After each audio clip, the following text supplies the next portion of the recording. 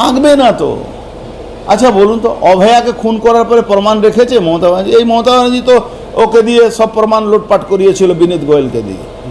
তো অভয়া মাকে মারছে, সে প্রমাণ রাখবে নাকি? উনাকে তো খুন করার চক্রান্ত করছে। অভয়া মা বাবাকে মমতা ব্যানার্জি খুন করার চক্রান্ত করছে।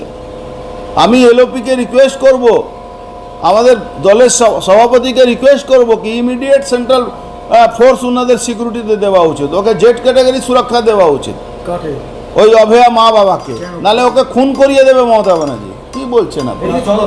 হ্যাঁ, 100বার আশঙ্কা। যেভাবে মেরেছে আর প্রমাণ লুটপাট করছে, সব ক্যামেরা আসছে, ওই ক্যামেরাতে আসছে না।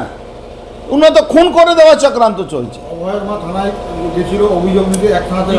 আরে আপনি অভয়া মা কেন, যে কোনো আপনি দেখছেন না ওই এতে রেপড হয়ে গেছিল একজন মহিলা, মমতা ব্যানার্জি বলছে কাস্টমারের লড়াই ছিল ওই পার্ক স্ট্রিটে। তো একজন মহিলা রেপড হয়েছে, মমতা ব্যানার্জি বলছেন কি ওটা কাস্টমারের লড়াই।